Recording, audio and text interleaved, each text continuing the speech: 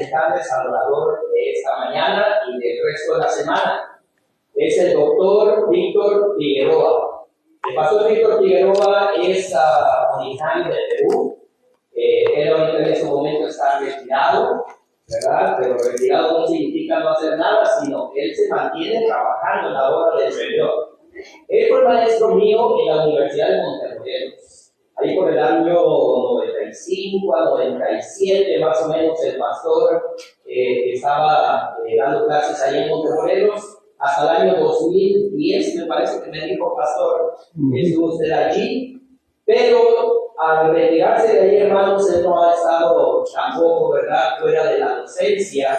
Ha dado clases en Andrews, ha dado clases en Costa Rica, en diferentes lugares, y especialmente ahorita, uno de los ministerios que el pastor tiene es ir a donde quiera que le invitan para poder exponer la palabra de Dios y poder instruir a la iglesia en el estudio específico de la Biblia. El pastor tiene un doctorado en teología sistemática, que no es fácil de tener. Un doctorado en teología sistemática es un estudio sistemático de la palabra de Dios. Así es que le damos la bienvenida al pastor. Pastor, gracias por estar con nosotros. Él viene desde muy lejos, pero viene para estar con nosotros esta semana. Esta tarde, queridos hermanos, los invitamos a las 5 de la tarde, que el pastor tendrá la siguiente exposición, y el resto de la semana será a las 7 de la tarde. Así es que Dios nos bendiga, y pastor, que el Señor pueda usarlo poderosamente, y a nosotros, hermanos, preparemos nuestro corazón para el mensaje de hoy. Gracias. Feliz sábado, hermanos. Es una alegría estar aquí, saber que en todo lado alabamos a Dios en diferentes horas. Mi esposa está en Perú, quedó en Perú, y me manda un mensaje diciendo, ¿qué haces? Yo le digo, estoy en el púlpito. No, y dice, no, nosotros ya terminamos, sí, porque allá son 3 horas menos. Y tengo un amigo que me escribe de África, y allá estamos hablando de 11 horas de diferencia. Ya terminaron el sábado, y nosotros estamos todavía aquí disfrutando de las horas del sábado. Cuando uno camina por el mundo se da cuenta que ¿cómo será Dios para atender las cosas, no? Unos están recibiendo el sábado, otros ya están en el culto, otros están durmiendo y otros están terminando el sábado. Es decir, variado. Pero a todos Dios nos atiende. Espero que esta semana sea de bendición para todos, por cuanto vamos a tratar de ayudarles en cuanto a la lectura de la Biblia. Una de las cosas que me ha preocupado últimamente ha sido cómo ayudar a la iglesia a entender la Biblia. Y la razón es porque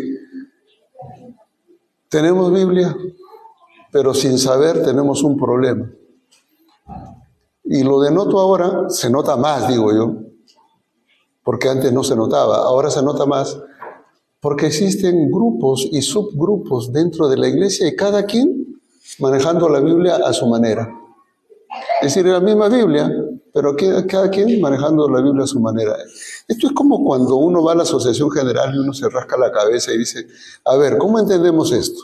Hay teólogos que usan la Biblia para decir que la mujer no debe ser ordenada, y hay otros que usan la misma Biblia y los mismos textos bíblicos para decir que la mujer debe ser ordenada. Entonces, ¿a quién le creemos? ¿De qué lado estamos? Y aquí el problema, ¿saben qué significa? Es no lo que la Biblia dice, sino cómo entendemos lo que la Biblia dice. O sea, el problema no está en la Biblia, el problema está aquí, en nuestra mente. ¿Cómo entendemos? Porque el texto está allí. Uno lo usan para decir una cosa y otros lo usan para decir otra. Yo le podría decir, hace unos 3, 4 meses, no más de eso ya, hay un diccionario que va a salir, un nuevo diccionario bíblico para la iglesia adventista, y a mí se me pidió escribir un artículo sobre el aborto. Y entonces se me ocurrió leer un poco de qué está pasando en el mundo para tener una idea de qué está pasando con el aborto. ¿Y saben qué descubrí? Que de los dos bandos que existen, uno pro aborto y otro contra el aborto, ¿no?, usaban el mismo texto bíblico para decir que sí y para decir que no. El mismo. Y decía yo, ¿y esto cómo puede ser posible? Y entonces tuve que hacer lo que normalmente hace cuando se trata de decir, bueno, yo veo que usan el mismo texto bíblico para decir sí y no, no puede ser, algo está mal. Y es allí donde empieza el trabajo del que hace teología. Vamos a ir al original, vamos, en este caso el hebreo, y vamos a entender qué es lo que el hebreo está diciendo, en qué momento lo dice, en qué circunstancia lo hace, y al final terminé haciendo lo que nosotros llamamos exégesis, que es el estudio adecuado de un texto bíblico en su original. Y terminé de escribir mi artículo y lo mandé para que lo revisen. Y la conclusión fue que esos que usan el texto bíblico para favorecer el aborto están manipulando la Biblia porque no están siendo fieles al original. Porque la Biblia en ningún momento promueve o apoya el aborto. Y sin embargo la usan la Biblia. Es increíble. Y dentro de ellos están evangélicos, inclusive hasta adventistas. Eso mismo que está pasando a ese nivel es lo que pasa en todos los aspectos. Yo les podría decir, por ejemplo, hay un grupito por ahí dentro de los adventistas, a lo mejor están aquí, porque siempre donde voy hay esos grupitos. Y un día me sacaron un texto bíblico, y le voy a leer, busquen en Segunda de Corintios, capítulo 3, y el verso 17, y le voy a leer la primera línea que está ahí. Y miren ustedes cómo ellos llegan a una conclusión muy rápida. Y le digo esto porque es muy probable que esos hermanitos un día lleguen por acá. Y entonces, ¿qué vamos a hacer? Miren ustedes lo que dice ahí. Porque el Señor es el Espíritu. A ver, repitamos. Porque el Señor es... ¿Qué está diciendo la Biblia? Que el Señor es el Espíritu. En otras palabras, ¿el Espíritu y el Señor son lo mismo? Y entonces este grupito va a decir, mira, acá dice que el Señor es el Espíritu. Quiere decir que el Espíritu y el Señor son lo mismo. Inmediatamente me fui a leer. Yo soy profesor de griego, del griego del Nuevo Testamento. Y me saqué mi Biblia en griego a ver qué estaba diciendo. Y cuando leo el texto griego, es exactamente, está bien traducido. Dijeron, no es traducción. La traducción está bien. En el griego dice exactamente, el Señor es el Espíritu. Entonces la conclusión es que Cristo es el Espíritu Santo. Y entonces ese grupito dice, hey, no existe Trinidad. Cristo es el Espíritu Santo. Es lo mismo. Conclusión rápida. Y entonces le digo, ok, hagamos un ejercicio ahora. Miren ustedes en el capítulo 3, del mismo capítulo 3, en el versículo 3. Ahí dice, siendo manifiesto que sois cartas de Cristo expedida por vosotros, escritas no con tinta, sino con el Espíritu del Dios vivo. Y está hablando del Espíritu Santo. ¿Está claro? El Espíritu del Dios vivo. No en tablas de piedra, sino en tablas de carne de corazón. Hasta allí, magnífico. Está hablando que algo se ha escrito con el Espíritu Santo en nuestro corazón. Ahora, el verso 6. Los que tienen la versión Reina Valera 60 van a tener de una manera. Los que tienen la Valera 2000, 2010 o el último modelo que haya salido, van a leer de otra manera. La misma versión, pero vamos a leerlo. Miren el verso 6, ¿qué dice?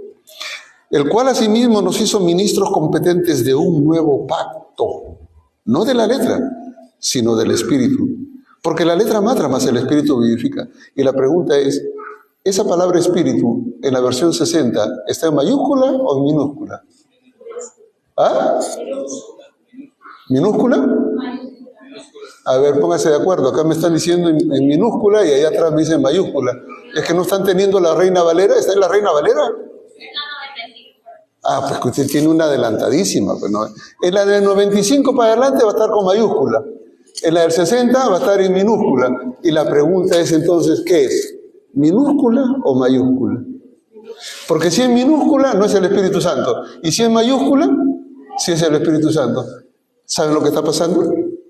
Alguien le está traduciendo a usted lo que usted tiene que leer. Está manipulando su mente. ¿Se dan cuenta de lo que estoy diciendo? Es decir, que cuando uno lee la Biblia, entonces uno tiene que decir, esperen. La Biblia no se contradice.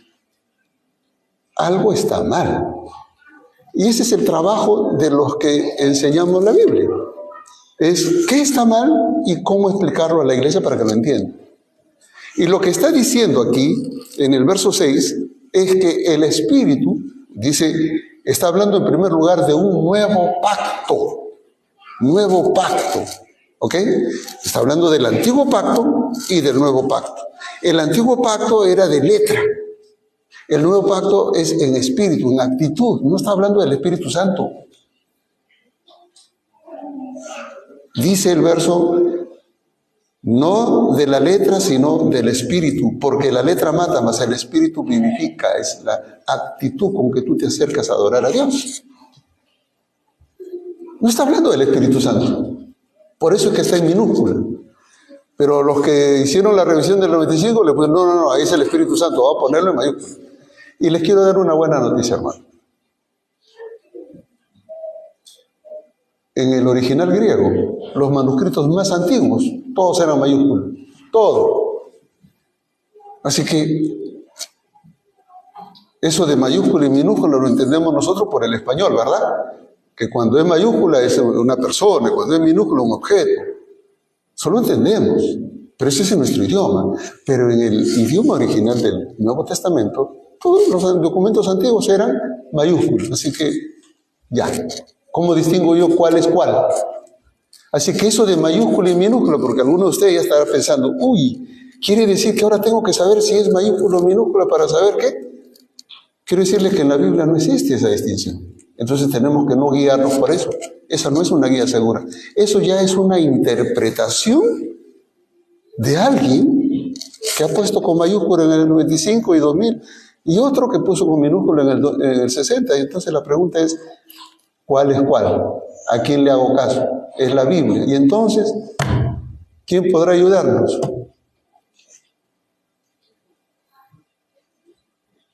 ¿Y saben qué hacen esos grupitos por allí? Ellos han aprendido a balbucear la Biblia y se encuentran con estas cosas y inmediatamente dicen, no, el Espíritu Santo, entonces llega que el Señor y el Espíritu Santo es lo mismo, arman toda una cosa ahí y están aquí predicando, haciendo disturbios en la iglesia. Y le sacan la Biblia.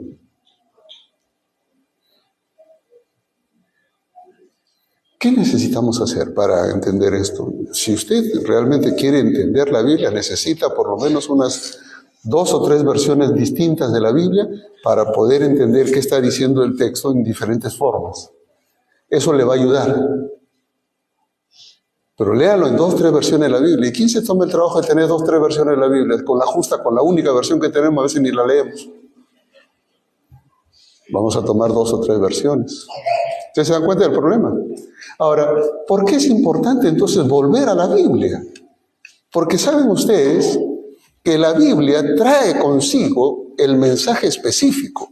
Ahora, volviendo al verso 17, que no lo voy a explicar todo ahora, simplemente les voy a dar la conclusión, en otro momento lo haremos, les voy a decir que este texto, el verso 17, cuando dice, porque el Señor es el Espíritu, se está refiriendo al Espíritu del verso 6 del Nuevo Pacto. De ese Espíritu que vivifica, de ese Espíritu que en Cristo, la fe en Cristo nos da vida. No se está refiriendo al Espíritu Santo.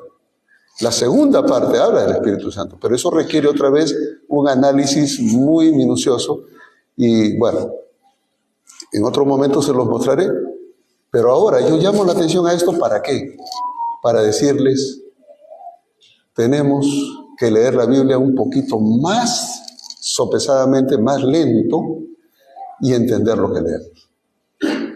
¿Ustedes se acuerdan de Felipe y el etíope? ¿Qué hacía el etíope? Estaba leyendo. Hermoso. Cuando usted ve leyendo a su hijo la Biblia, o cuando el esposo ve a la esposa leyendo la Biblia, ¿qué dice? Qué hermoso, está consagrada, ¿no? La esposa ve al esposo leyendo y, uy, hijito, está listo para el cielo. Yo creo que más que leer la Biblia, la pregunta es la que Felipe le hizo al etíope. ¿Cuál fue la pregunta? ¿Y cómo voy a entender si nadie me explica? En otras palabras, nosotros leemos, la pregunta es, ¿entendemos?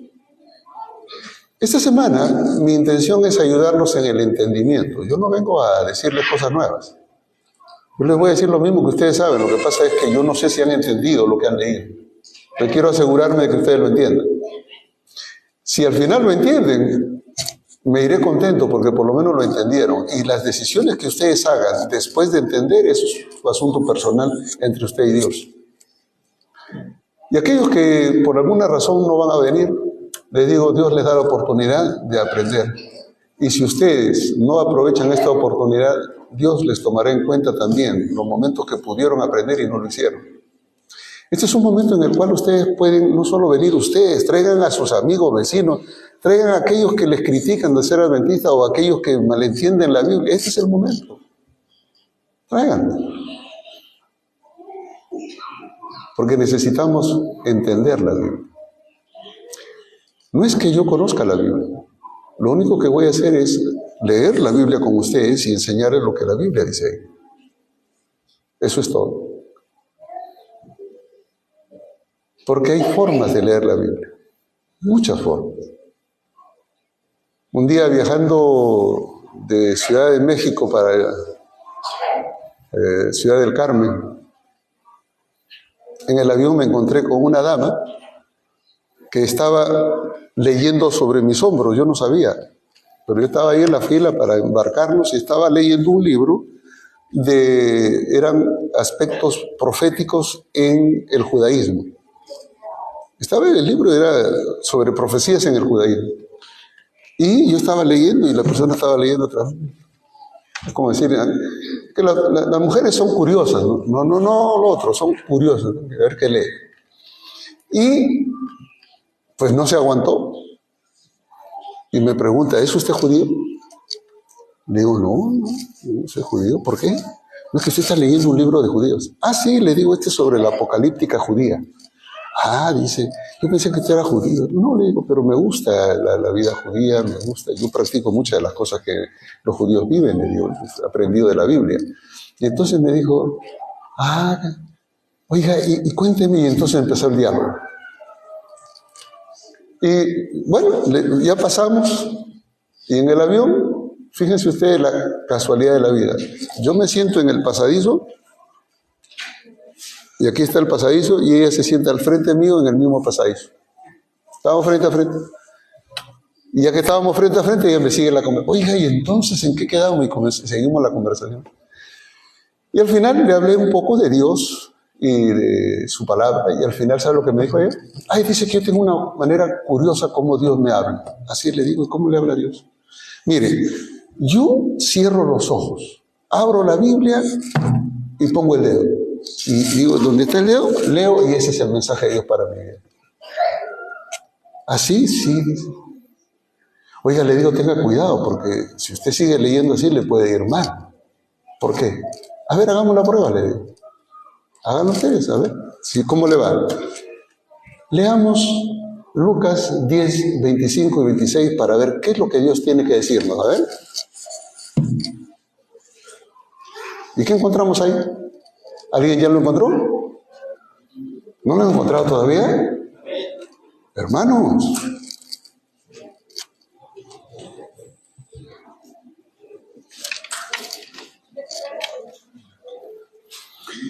Allí un joven rico le pregunta al Señor, ¿qué haré para obtener? Un intérprete de la ley le pregunta, ¿qué haré para obtener la vida eterna? ¿Cuál era la preocupación de este hombre?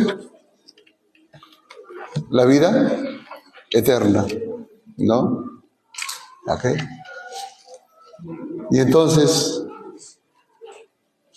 dice, bueno, ¿qué haré? Esa es la pregunta, ¿no? Voy a ver otra vez. Cierro la Biblia, abro otra vez, pongo el dedo. Mateo 27, verso 5. Léanlo. ¿Qué es lo que Jesús dice ahí? Para mí. Y dice ahí que Judas salió y se ahorcó. Y entonces digo, bueno, la vida eterna es hacer lo que Judas hizo. Es ir y ahorcarse. Señor, ¿es eso lo que tú quieres? No. Vamos a cerrar la Biblia. Lucas, capítulo 10, verso 37. Y Jesús le dijo, ve tú y haz lo mismo. Eso está muy feo. Mejor me voy para otro lado. Juan 10, 27. ¿Qué dice Juan 10, 27? Lo que vas a hacer, hazlo pronto. Ponga todo eso junto. ¿Cuál es el mensaje de Dios para su vida? ¿Están leyendo la Biblia? ¿Están leyendo la Biblia? ¿Cuál es el mensaje que trae para ustedes? Si quieres la vida eterna, haz lo que Judas hizo, fue y se ahorcó. Y el Señor me dice que eso que Judas hizo, que yo haga lo mismo. Y lo que vaya a hacer, que lo haga pronto. Y mucha gente lee la Biblia así.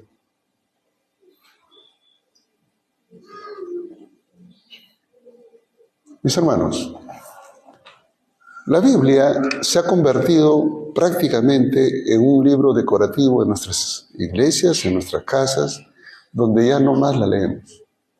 No la leemos simplemente porque estamos muy ocupados. Y si acaso leemos la matinal o la lección de escuela sabática, esas muy acaso. Y Satanás ha tomado provecho de ello.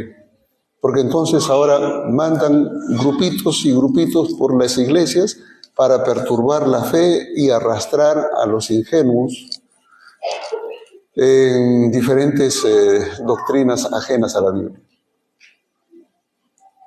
Y el conflicto final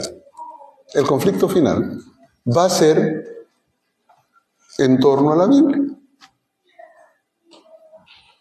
Porque la gente nos va a hacer leer la Biblia y nos va a decir que la Biblia dice una cosa totalmente distinta a la que nosotros creemos. ¿Y qué le vamos a decir? Cuando alguien le saque la Biblia y le diga, mira, estás equivocado, aquí está. Entonces necesitamos un poquito de entendimiento.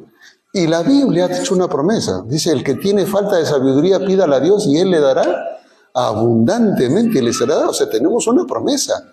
La otra promesa es que el Señor dijo, cuando venga el Espíritu Santo, Él os enseñará todas las cosas y Él os hará recordar todas las cosas que os he mandado. La pregunta es, dice, Él nos enseñará y nos hará recordar las cosas que hemos aprendido.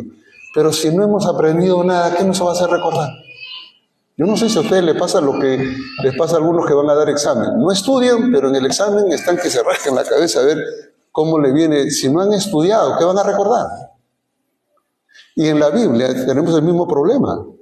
Si nosotros no la estudiamos, no la entendemos hoy, ¿qué nos va a hacer recordar el Espíritu Santo cuando los momentos difíciles vengan? Es a eso a lo que apuntamos. Y allí viene un problema. Nosotros estamos viviendo el tiempo del fin. Estamos en los, vamos a decir, momentos últimos de las escenas de este mundo. Exactamente como los judíos estuvieron cuando Jesús vino. Ellos conocían que venía el Mesías. Ellos sabían de las señales del Mesías. Sabían de todo. Y cuando Cristo vino, no lo recibieron. Porque dijeron, oye, ¿y este no es el carpintero, el hijo de Jacob, el hijo de aquel? No, sus hermanos son del barrio. ¿Cómo va a ser el Mesías? no lo recibieron. ¿Por qué? Porque ellos habían leído la Biblia de una manera totalmente desbalanceada. En el Antiguo Testamento existen dos grandes conjuntos de pasajes en torno al Mesías. Un grupo de ellos presenta al Mesías como rey, el Mesías vencedor, el Mesías linaje de David y del trono de David. Y por otro lado, la otra visión es del Mesías sufriente, de aquel Mesías que se le quitaría la vida, aquel que vendría a cargar los pecados del mundo. Entonces, ¿qué pasó? Que ellos, en vez de leer ese Mesías rey y ese Mesías sufriente, es ¿cómo es que los dos hablan del Mesías? ¿Cómo es que será el Mesías cuando Él venga? ¿Cómo nos preparamos para identificar en qué momento aparece uno o lo otro? Ellos simplemente privilegiaron al Mesías rey. No, pues el Mesías el rey, cuando venga Él nos liberará del yugo romano. No, él va a ser el libertador. ¿Y qué pasó? Cristo vino humilde y lo desecharon. No, ¿qué vas a hacer, Mesías tú? Porque para ellos el Mesías era triunfador, victorioso. No entendieron que las profecías del Antiguo Testamento hablaban de que vendría el Mesías siervo, sufriente, y el Mesías rey, conquistador. Pero que el primero que aparecería, la primera manifestación de ese Mesías, era el Mesías sufriente, que venía a cargar los pecados del mundo. Y después ese mismo Mesías vendría por segunda vez como el rey conquistador descrito en Apocalipsis 19 y que destruye a todos los grandes y capitanes de este mundo y liberará a su pueblo para siempre, jamás. Pero ellos invirtieron el orden. Primero el Mesías conquistador y después quién sabe. Y cuando vino Jesús, lo desecharon. Pero eran fervientes creyentes de la venida del Mesías. Esperaban al Mesías. Es más, oraban por la venida del Mesías y hasta el día de hoy lo siguen haciendo. Uno de esos días que pasé por Jerusalén, me fui a conocer la tumba de David. Y cuando llegué a la tumba de David, sentí una impresión muy interesante porque es un lugar de oración para los judíos. Y bueno, yo como turista, pues imagínense, llego a la tumba de David, está ahí en hebreo, todo, pues ahí dice la tumba de David, el lugar donde él está sepultado, y hay una especie ahí de como murito, donde los judíos vienen y están con la Biblia, y comienzan con su ritmo así a orar, y comienzan a rezar, a recitar los salmos mesiánicos. Y le piden a Dios: Señor, cumple tu promesa de enviar a tu hijo del linaje de David. Y le están pidiendo: Señor, cumple tu promesa de que tú ibas a mandar al descendiente de David, de la raíz de David, para que venga a libertar a tu pueblo. Cumple tu promesa, Señor. Y ellos están orando. Miren, nosotros estábamos tomándonos fotos y ellos no les interesa quién está ahí al lado. Ellos siguen en su oración y están allí orando y repiten y repiten y repiten. Y se va uno y entra otro y la oración es todo el día. Siguen orando por la venida del Mesías cuando el Mesías ya vino. No lo entendieron. Hoy día nosotros estamos en la misma condición. ¿Qué esperamos? La venida de Cristo. La pregunta es: ¿y cómo vendrá Cristo? No se pierdan la noche del martes. Ahí dice la señal del fin. Vamos a estudiar un poquito sobre eso.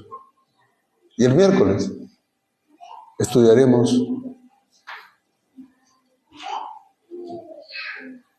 dime cómo tratas a tus consiervos, a los demás, y te diré si estás preparado para la venida del Señor. Porque Porque estar preparado no significa saber de memoria la doctrina, sino vivir la fe de Cristo. Nos puede pasar, les estoy diciendo, nos puede pasar lo mismo que le pasó a los judíos. Ellos desecharon al Mesías porque tenían un entendimiento distorsionado de la Biblia. Miren ustedes, por ejemplo, si yo leo en Isaías capítulo 6 sobre el Mesías, Isaías 9, perdón, versos 6 y 7, sobre el Mesías, dice que nacería de una virgen y que su nombre sería Dios fuerte, consejero, Dios fuerte, príncipe de paz. O sea, claramente me está diciendo que es un Dios fuerte, príncipe de paz, un rey, pues.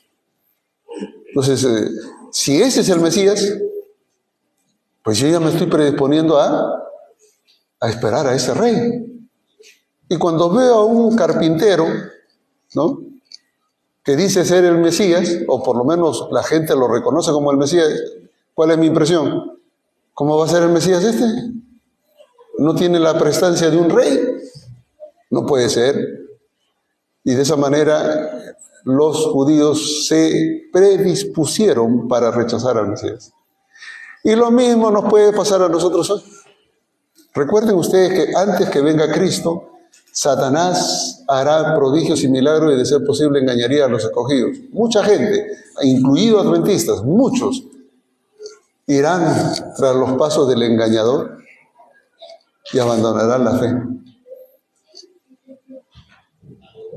Por eso le digo que es importante que nosotros conozcamos los eventos y al mismo tiempo cómo estar preparado para enfrentar esos momentos. Las dos cosas.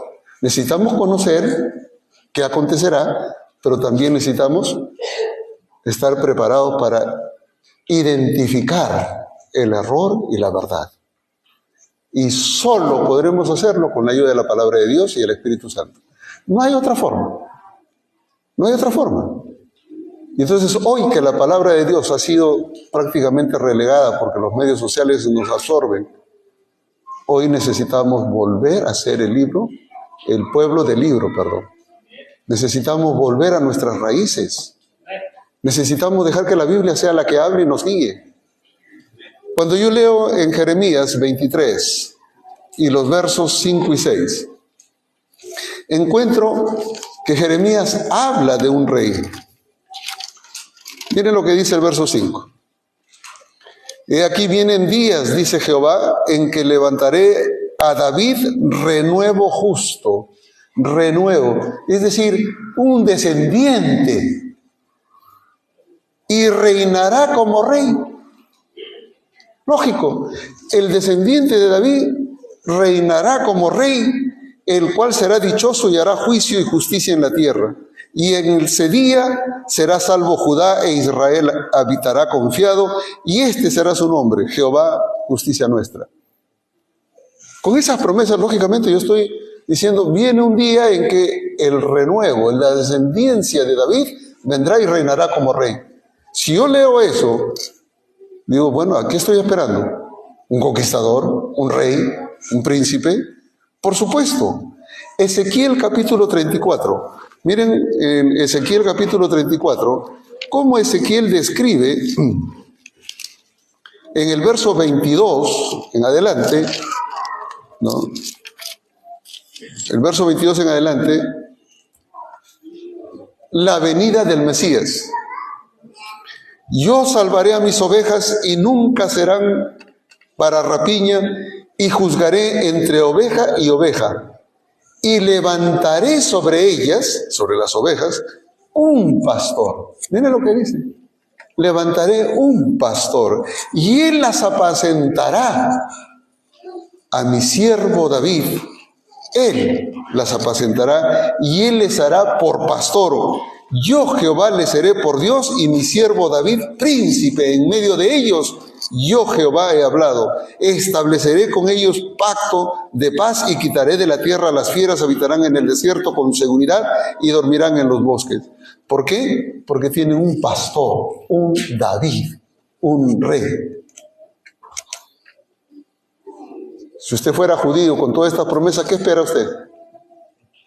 ¿Un rey? Pero por otro lado, ¿qué dice Daniel 9, verso 25 y el 27? Dice que de la orden de 70 semanas están destinadas sobre ti y tu pueblo. Esas 70 semanas que terminaron en el año 34. Después de las 7 semanas y 62 semanas, estamos hablando 7 más 62, 69, después de eso, el Mesías, príncipe, será muerto. Y el verso 27 dice que a la mitad de la última semana, ¿no? Es en la mitad de la última semana cuando el Mesías sería muerto. Es decir, no solamente nos indica que el Mesías morirá, sino también nos dice que a la mitad de la semana. Y entre el año 27 y 34, en el año 31, murió Cristo. Cristo murió en el tiempo que la profecía marcaba, el momento de su muerte. Él no murió en cualquier momento. Eso es muy importante. Él murió en el tiempo preciso porque es el cumplimiento de la profecía. Por eso es que Isaías 51, o 53, perdón, cuando Isaías 53 habla del siervo sufriente, dice que Jesús, el Mesías que habría de venir, sería comparado a una oveja que fue llevado al matadero. Leamos el verso 5 y 6 por lo menos, donde dice: mas él herido fue por nuestras rebeliones, molido por nuestros pecados. El castigo de nuestra paz fue sobre él, y por su llaga fuimos nosotros curados. Todos nosotros nos descarriamos como ovejas, cada cual se apartó por su camino, mas Jehová cargó sobre él el pecado de todos nosotros. Y el verso 7 termina diciendo que él murió como una oveja, enmudeció y no abrió su boca. Y cuando Cristo vino a morir en la cruz, él no abrió su boca. Que el sumo sacerdote le dijo: ¿qué? ¿No escuchas que te acusan? ¿No escuchas que te están acusando de ser un rebelde contra el imperio? Porque traían falsos testimonios. ¿No te defiendes? ¿Y qué dice la Escritura? Jesús callaba. ¿Por qué? Porque Isaías 53 dice que él no abrió su boca. Ahora le digo algo: si él la hubiera abierto, no hubiera sido crucificado. Por eso en otro momento lo conversamos, pero aquí el punto es este. Hay unas profecías que hablan del Mesías rey y hay profecías que hablan del Mesías sufriente. Es más, no solo que el Mesías sufriente, sino que inclusive se dice cómo iba a morir. Miren el Salmo 22.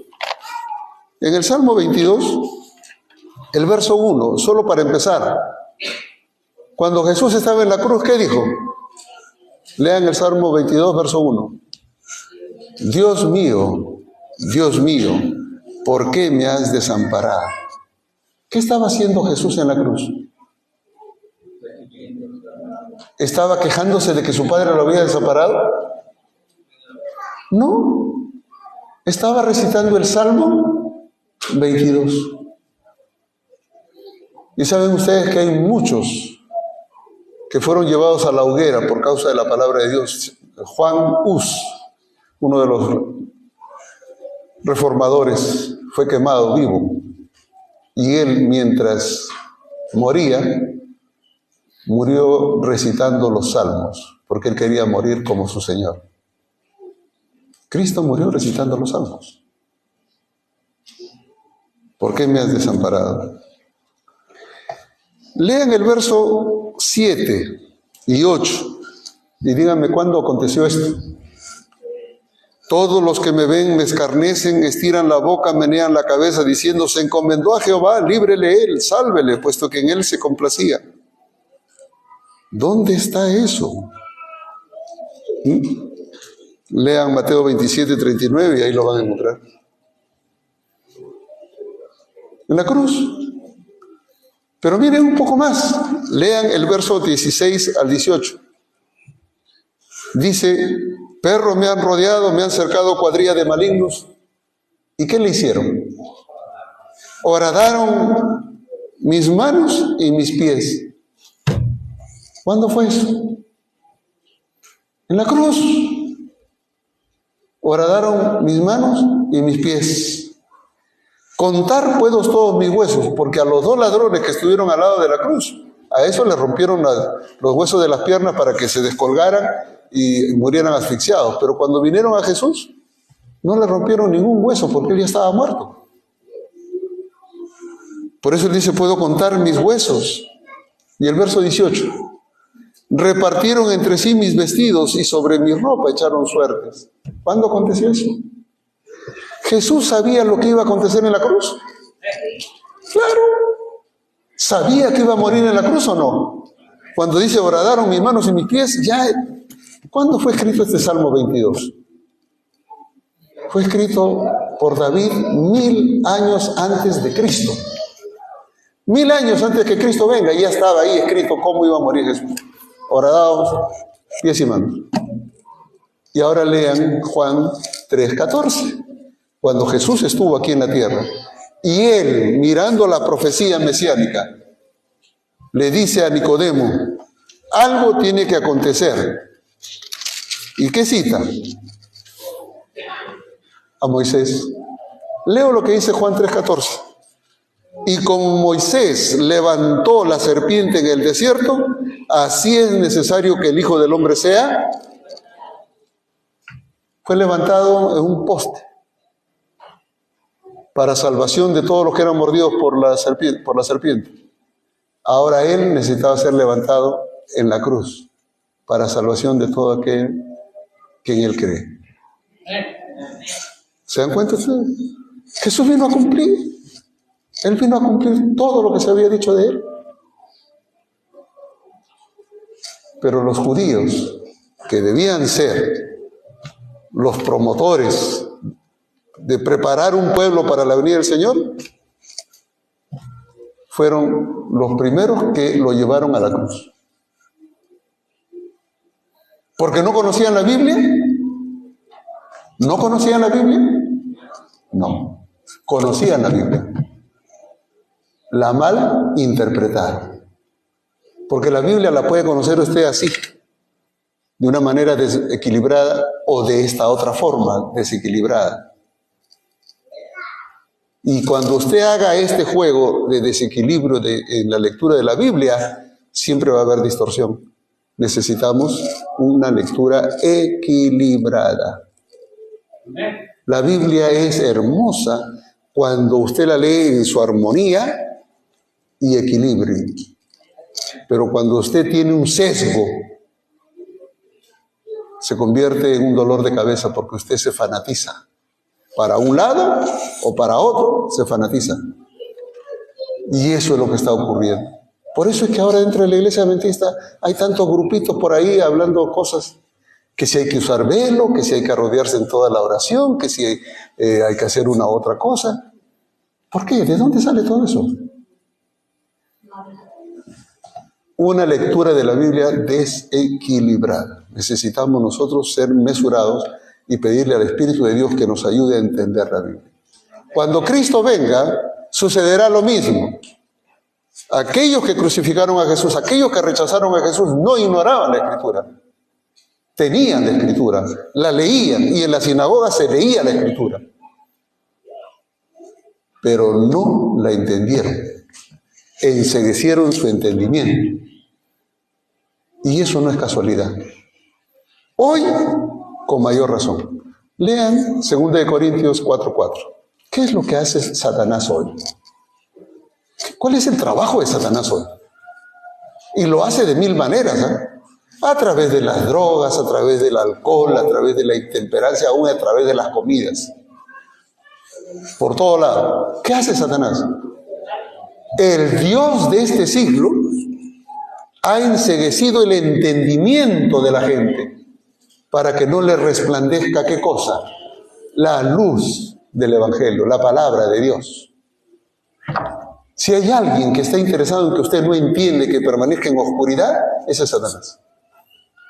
Aquellos que viven en el alcohol, en las drogas, en todos esos vicios que hay, ellos están entorpecidos en la mente porque eso los vuelve ciegos.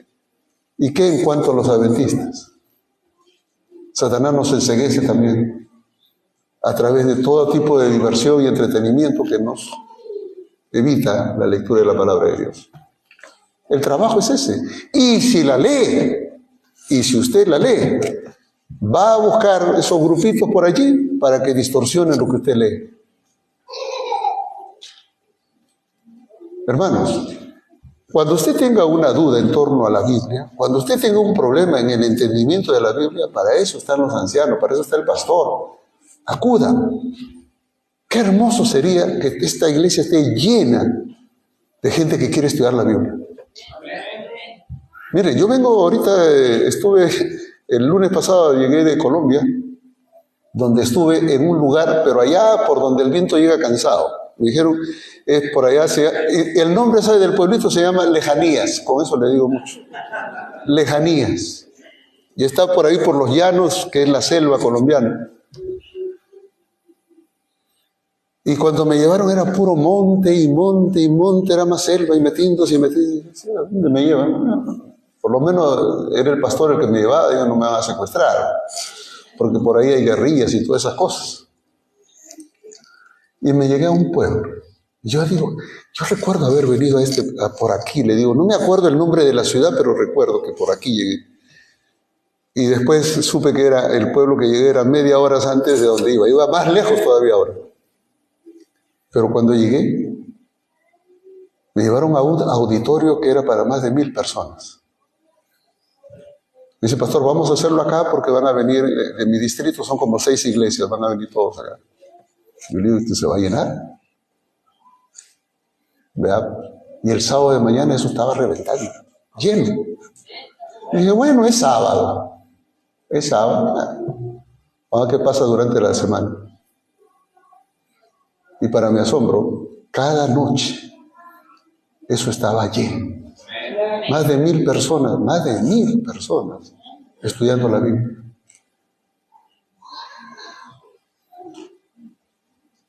Me dio satisfacción por lo menos ver el interés de los hermanos de aprender, de beber de la palabra de Dios. A mí me gustaría que ustedes aprovechen esta semana. No solo puedan aprender ustedes, inviten a quien sea que tenga interés en la palabra de Dios. Tráiganlo. Porque vamos a enfrentar un desafío. Por eso es que el tema de esta semana es enfrentando los desafíos del fin. Hay desafíos. Y necesitamos nosotros estudiar la palabra de Dios.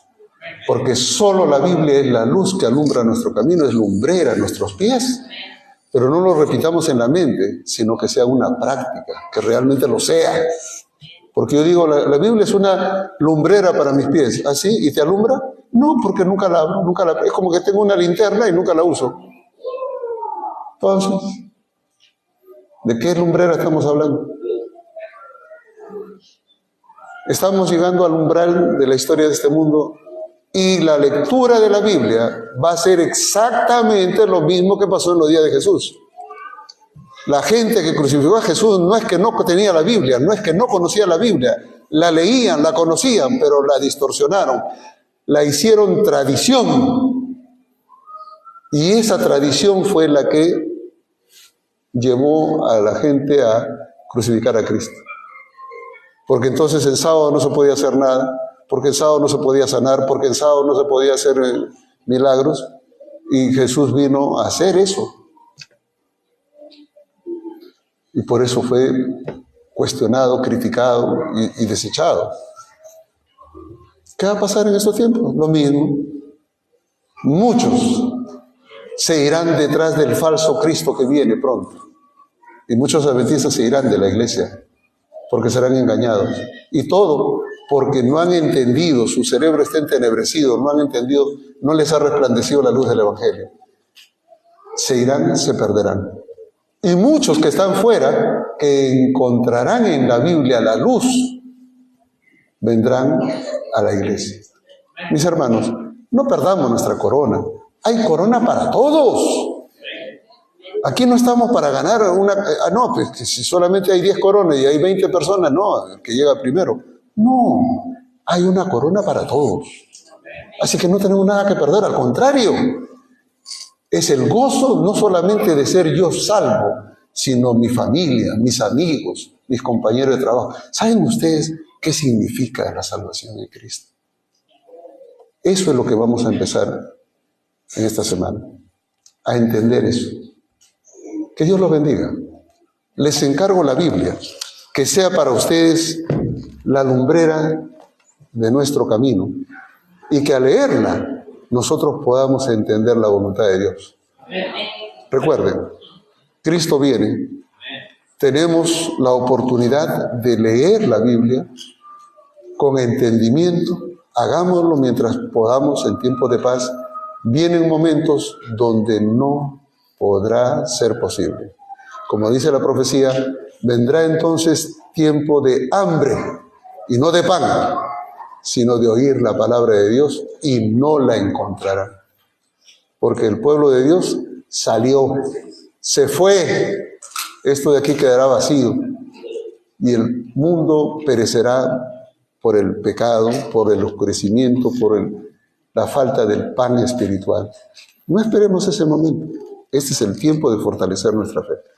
Les encargo la Biblia, hermano.